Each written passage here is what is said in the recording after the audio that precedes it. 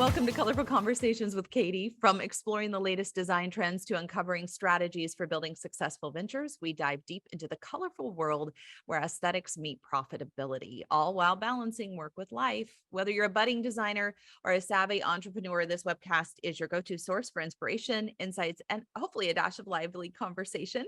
Today's guest is Diana Rushton. Diana specializes in project management and interior design. She likes to say that the partnerships between project management and design work fulfills her lifelong love of art and puzzles. With 15 years of experience in brick and mortar, e-commerce, residential, and commercial design, she feels she's found her true calling. With every project, she strives to create beautifully inspired work while bringing transparency to the process. When she's not designing or managing projects, you'll probably find her sipping iced coffee or petting as many puppies as possible, which I absolutely love. So welcome, Di. We're glad to have you back. Thank you. Hi.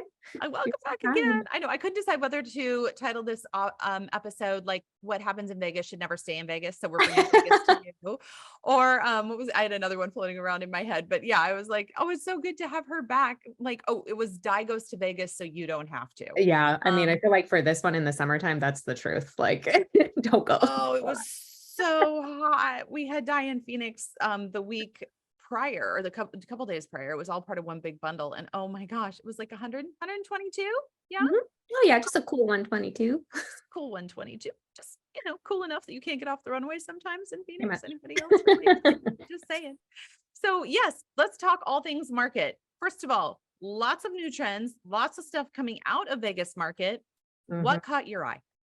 I feel like the biggest thing was the color story that we saw with the rich chocolates, the mochas, those kinds of colors that are really coming back are no longer just in the accessories, which I feel like we saw at the last furniture market, because it's like production wise and manufacturing wise, I feel like it is a little bit easier to do some of those accessories, but now we're seeing it in like the sofas and like the Merlot granites and that kind of like more substantial pieces are seeing those color palettes, which is really nice. And that paired with like the paint that they're using in their showrooms really creates like that inspired look that is bringing it all together. And it was just nice not to see as much gray. I love gray black and white. What? Yeah, but like, come on, like it's nice to see the coppers and more of those like rich browns. So rich browns, are we also getting into, say, some of those like terracotta colors and some of the oranges and like everything in that warm kind of burnt family is what we're seeing? Totally. Let's talk textures too. What are we seeing? I know you said plaster and I said, what, Di? Plaster? And you kind of like, what? And you're like, no, like plaster. It's awesome. So it's more of a texture thing. So it's not just like, I feel like when you say plaster, like people think like drywall and like totally wall and construction, but it's like artisanal plaster. Is that a word?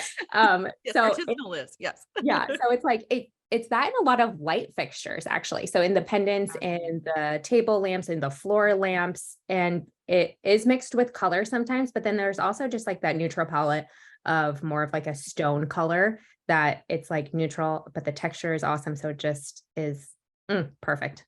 It's beautiful. Yeah. We've seen so much farmhouse, and I know we don't specify farmhouse typically at all. And I just want farmhouse to move on, and that's just me. And if you're listening to this and you're going, I love farmhouse, what is Katie even talking about?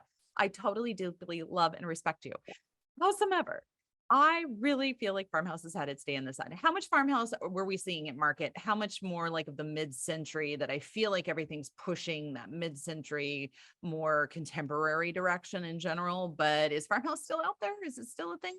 It's still out there depending on the manufacturer, the like vendor that you're like going to. Like there are certain companies that will always do farmhouse because like they're just Southern like driven. That's what they do. Sure. And I can appreciate that look. And it definitely had its time in the sun. But I think too, as designers, we see it so often that we're just like, okay, we would like to design something else besides that, especially in like the residential side. But in commercial, like it's the contemporary, like Southwest style, kind of like you were saying, like that kind of bohemian is like with the plaster and with those color palettes is really like coming into the furniture too, where you see like more of like that arched kind of look. But yeah, I mean, that farmhouse is still around, but I don't think it's quite as prevalent in everybody or in all of the art. Like, yes, like Highland cows are cute and the goats are cute, but we have it mixed in with more contemporary stuff. So I do feel like things are shifting in that trend. And it's getting a little bit more niche back to those, manufacturers who've always done that. And it's kind of going back that way, which is just refreshing to see. Well, and in my heart, I'm just happy. But if you're a farmhouse, we deeply love and respect that you're here, like I said. Let's also, speaking of textures, oh, I hate to say the word shag. What are we seeing? Are we seeing, I'm like plaster dye, shag dye? Tell me all the things dye. Shag, yeah? Shag, yeah. So it's not just in the in an accent rug anymore, but it's like in the chair. Like the chair looks like a sheep and it's awesome. And it's not a little pile. It's not like a 1-inch pile. Like it's not just like beep. It's like, girl, like this is a throw that you just sewed on your chair. And it's awesome because they're cozy. And I feel like going into fall and winter, like those pieces just make everything just feel like home. But it's like next level shag. It's not just like, oh, that's fuzzy. It's like, oh, this you have a sheep. Okay, it's great. You have a sheep with legs in the form of a chair. Yeah. Congratulations. Yeah. Well, and I feel like for so long we saw that in accessories. We saw it in pillows. We saw it in all these things. But it seems like all these things we've been dabbling in from a design standpoint. Now we're just blowing it out and going in with the full sofa, the full chair, the full fixture. Totally. Art. How did you feel about art? You mentioned plaster for the lighting. Were there a lot of different mediums being teased out in the art world? I know we've done canvases for so long, and canvases are great. I mean, they're a classic for a reason. Yeah. They're a good price point.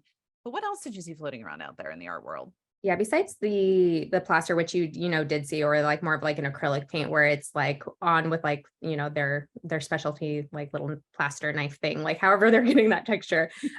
You see that, which is great, but they're also doing a lot of like LED backlit pieces, which I thought were so interesting. So it was like when you're trying to do, say 15 floors of something and you want it just not to be like canvas, like it was nice to see that you could sprinkle in those those little glimmers and that little bit of glitter there so that your eye has something to look at that's a little bit more of a showstopper. So I saw a lot of that. And then also like more of like a shadow box, 3-dimensional. So like back to that kind of that Southwest modern inspired, like you saw some tapestries that they had like squished. And so it was getting like a wave and then they were like securing that to the back of it and then putting glass. So it was more of a shadow box. It added a texture, but in the commercial space, you wouldn't have to worry about somebody like taking it off or picking at it because it truly had like that glass. My children would never pick at a tapestry. Never. Children do that. Yeah, exactly.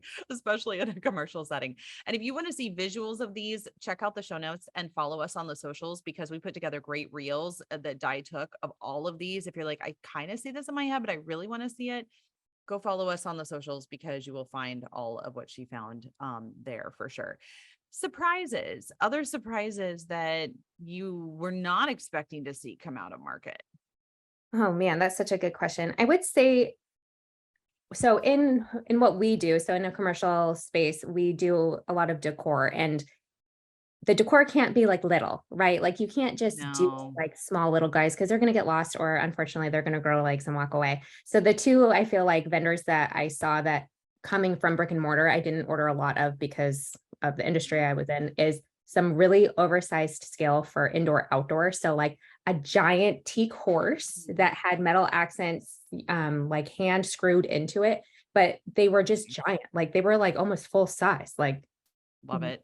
Whoa. So you could really do like a showstopper in your entryway or like right in the beginning of your property. So that was really cool to see that I just stumbled across. That was nice. And then the second thing was just having a vendor for like your niche product. Like, so for us, what I found was coffee table books. So we do a lot of that kind of like staging so that it's very custom to wherever a client is within the country or whatever look we're going for, or in a kitchen, that kind of thing. So being able to find a vendor for our business that can help with our margin and also the ease of shipping to our receivers. So it's just, in one giant box, not with a bunch of SKUs. I feel like business and functionality and margin wise, trying to really dig deep and find those exact things that you wouldn't necessarily think are going to be like a margin builder, but are, because the relationship you have with those vendors is really just going to add to that. And it's going to make it easier on your team and easier to execute as you're traveling around.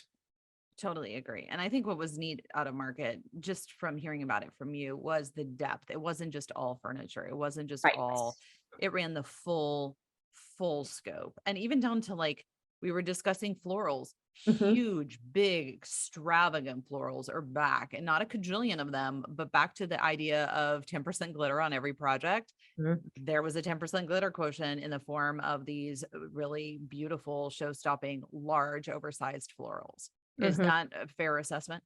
Yeah, because I mean, we always love a floral, right? Like a little bit of plant always makes, Organic is you know, beautiful. exactly, brings it to life. But I feel like I just started to look at it from a different eye. So it's like if I was looking at this vignette and this display, if I took out that floral, how would this look? Mm. And it was just like, oh, it wouldn't quite be as much because it wasn't just like a tiny little like succulent. It was like we put a big pot on this beautiful table and then put these beautiful like individual stems that look custom created, but it wasn't like overwhelming. It was just like 5 or 6 picks, but like done really well. And so it really created that like Wow factor, or the draw me in. Yeah.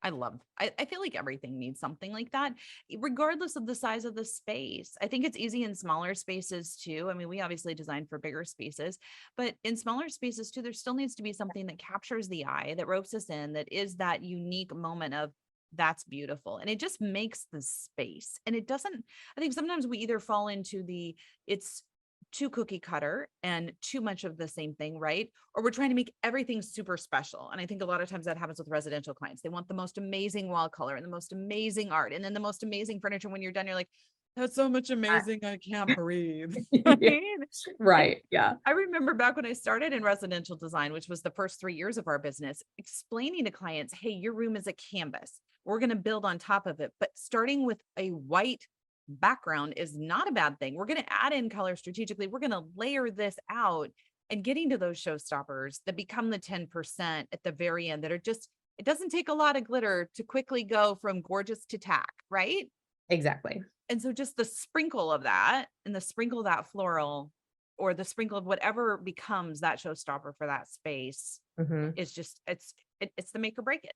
Yeah, it really is because I mean, even too, if you're looking at from like a budget standpoint, it's like, how Yeah. can I get you the best bang for your buck here? Because like, what's the most important to you? Like when you walk into your house or your Mhm. property, like what feels like what you feel like would like truly express your mission statement or your home values, that kind of thing. And so that Yeah. life and that color from the floral or from the arrangement, I really do feel like expresses that sense of like feeling and like this isn't just somewhere where I work or where I live, but this is truly my home or like what I'm really passionate about in my business. And bringing in all those colors, like you're saying, from the art or from the paint, it's like that's how we're going to bring it and tie it all together in a really like impactful way that isn't overwhelming to the eye. Because when you start to do that everywhere, like you're saying, it's like A my brain lot. has to break. Like it's too much. It's too much. Well, and I think too, it's such a good reminder for us as designers to always remember it's not about our vision. It really is about understanding the client's vision. The Yeah. client Yeah. wants the relationship. And what is it that they want to see in their space what is the feeling they want, back to ontological design, but what is the feeling that they want when they walk in that space? How is that space designing them back in a productive, creative, meaningful way? What Mhm. else did you see at market besides the show-stopping florals that you feel like it would be a good takeaway for all the designers listening to this, as far as what they can incorporate into their business through the fall and winter months, that is just that little extra something that makes their designs relevant, on point, adds value to the client without being a budget breaker?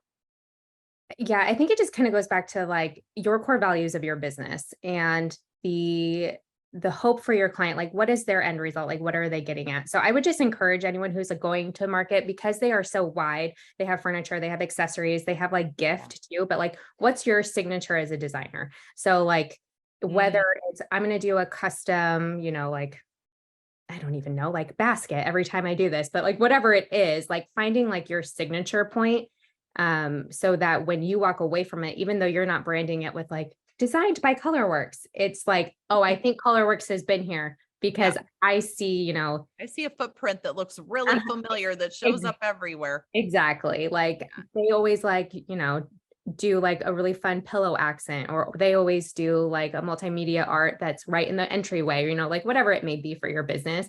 but going to a market and just having that, like, the thought of what can I niche down, especially coming from Mhm. e-commerce, like the more you can niche down in that kind of thing, the better you're going to be able to get yourself in alignment with the right client.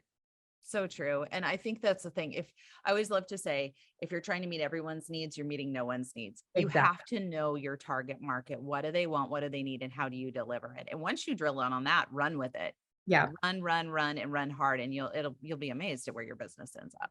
Yeah. So once you decide on that, when you go to market, it's amazing how those things will start to pop out at you and go, oh, yeah, I see that in all of these different vendors. And so that you've Mhm. truly built those relationships to build margin and make it easier for everybody in install.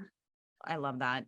Let's talk about future trends. Forecasting is always dangerous. Everyone hates to forecast. Everyone chickens out and goes, "Oh, but I don't have a glass ball." I'm like, "I know you don't." But if you were guessing going into the spring based on what you're seeing, what would you no feet to the flames, and we're not going to judge you if you're wrong. I need to give lots of disclaimers to this.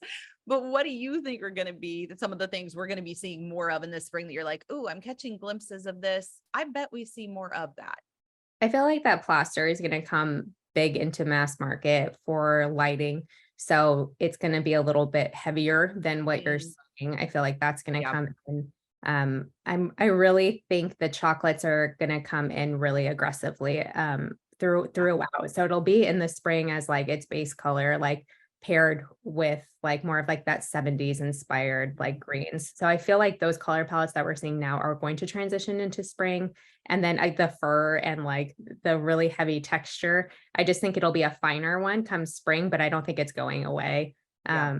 So and you'll see that like the odes to the fashion of the 90s, I feel like have started like in a lot of the accessories, like that For those checker, of us or like that lived through the 90s, we amen, these are sister. hard sometimes. Like the smiley faces that you're seeing in fashion and all that. Yeah. Like you started to see it in the accessories. So I feel like the biggest thing is going to be in home and furniture and decor. Like you're going to start seeing some of the bigger manufacturers do more of those like 90s prints and Mm, styles. Probably not quite as aggressive as the fashion side, but you're going to see it because I started to see it trickle in. And it yeah. was, I mean, yeah, I was raised in the 90s. And so I'm like, oh no, I don't know how I feel So about this. hard. Do I want to look at this? Like, Yes. but it's I'm kind like, of a fun glitter. mom Yeah. jeans are back. What's going to happen in the world of design? I can't do mom Yeah. jeans. I'm just not there. And I'm okay saying that I'm not there Yeah. now at this stage in life. I'm just fine with that. Just say it. Um, quick tips for people who've not been to Vegas market specifically, because we were in NeoCon in Chicago, which by the way, if you missed that, that was episode 1. Go back and snag that. That was when will be at NeoCon? Was that in July? No, June. June. June. So if you want to know commercial trends, go back and listen to our episode on that recap. That would be super duper fun. Di was also at High Point earlier in the year, back in the spring. Mhm. So going to Vegas specifically, now that we're on market number 3 of the year, what do designers who say, yeah, I've been to High Point, but I've never been to Vegas. Why should I go to Vegas? And what do they need to know about Vegas specifically? I really, really enjoy Vegas because logistically, it's easier to get to than High Point. High Point, if you don't know, is in North Carolina, in High Point, North Carolina, and you fly in and then you have to drive and then you have to stay, like lodging is just outside. And then the way they have it set up is more of like a city block, kind of like you go outside and you go to each individual one, which is a lot of fun. Like, don't get me wrong, but if you're like, I only have 2 days to do this and to see as many things, it's quite not quite as streamlined. So with Totally. Vegas, because that furniture market, like you said, doesn't just have furniture, it has accessories. It also has some like fixtures like bath and light. There's a ton of lighting.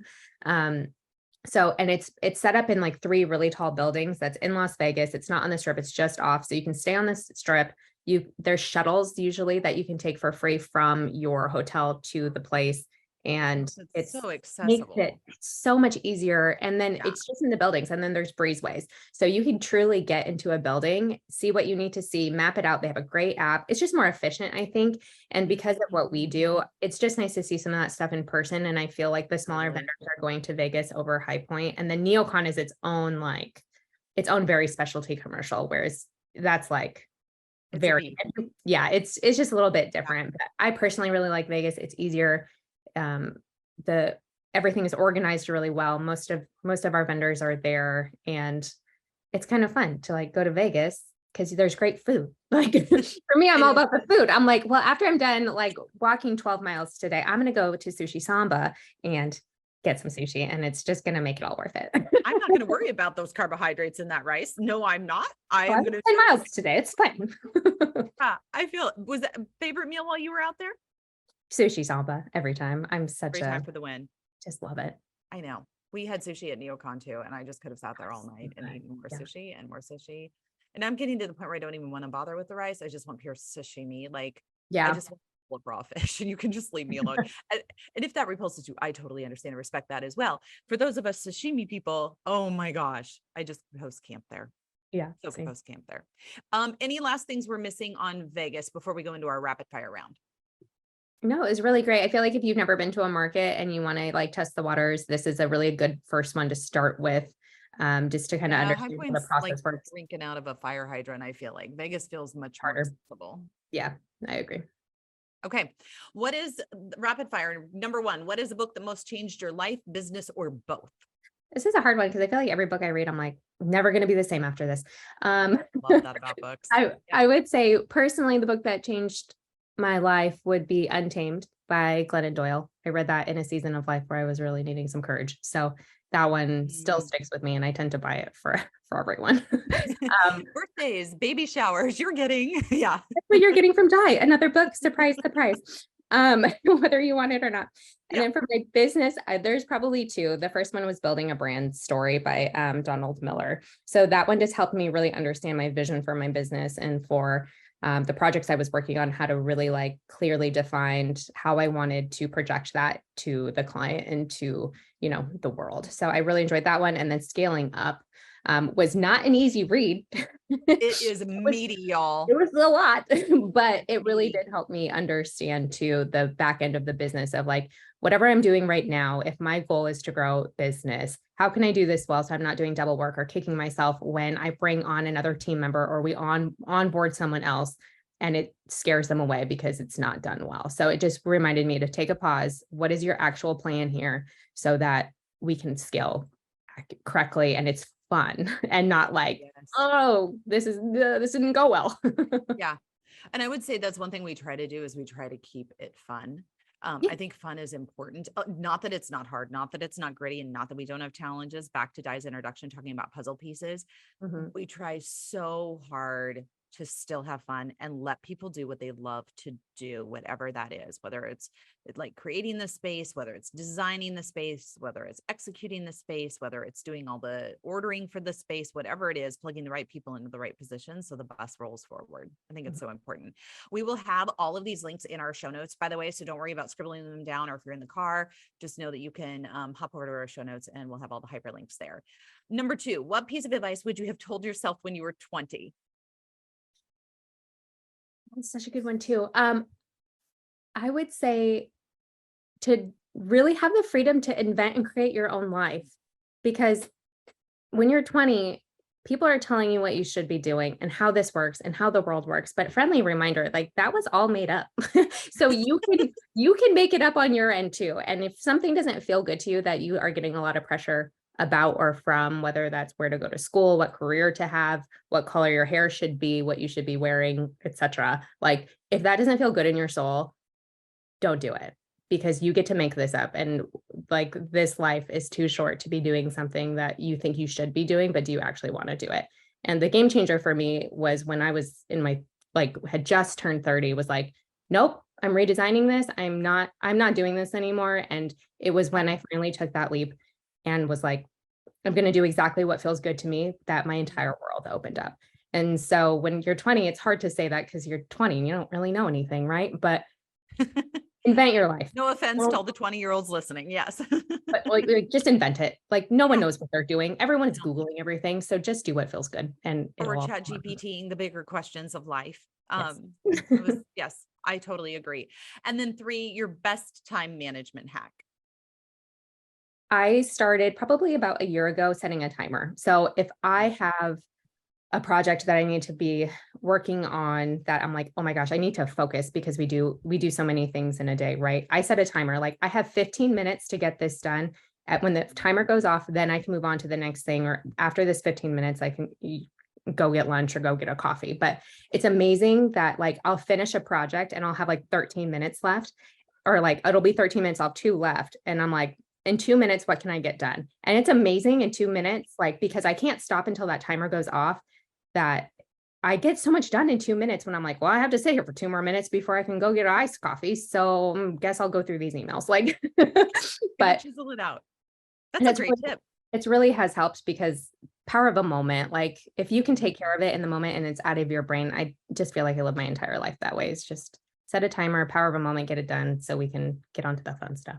Because there's always other stuff around the bend. That's the thing with procrastination, is you end up missing out on so much because there's always going to be something else new and exciting around the corner. So get this done so you can free up the space to do that, is what I'm hearing you say. Yep. Love it. Okay, that's a wrap. Thank you for joining us for another insightful episode of Colorful Conversations with Katie. I hope you've enjoyed our discussion today with Di. We love having her on our team and found valuable insights to help you thrive in your design business and life as we try to merge them all right here. To all our listeners, thank you for joining us on this journey of learning and growth. Your enthusiasm and dedication to honing your business skills as design professionals, it inspires me to keep bringing you valuable content. So remember to subscribe to our podcast so you never miss an episode. If you have any questions, or even better yet, topics you'd like me to cover in future episodes, feel free to reach out. I don't have all the answers, but we're going to find the people that do. If you would like one-on-one time with me, I'd love to discuss your firm, your plan for intentional steps, for growth, success, stumbling blocks, wherever you're at. You can book a call with me on our website at www.colorworks.coach. Until next time, keep dreaming, keep designing, and mastering the art of running a successful interior design business that scales to your life. This is Katie Erson signing off for now. Bye-bye.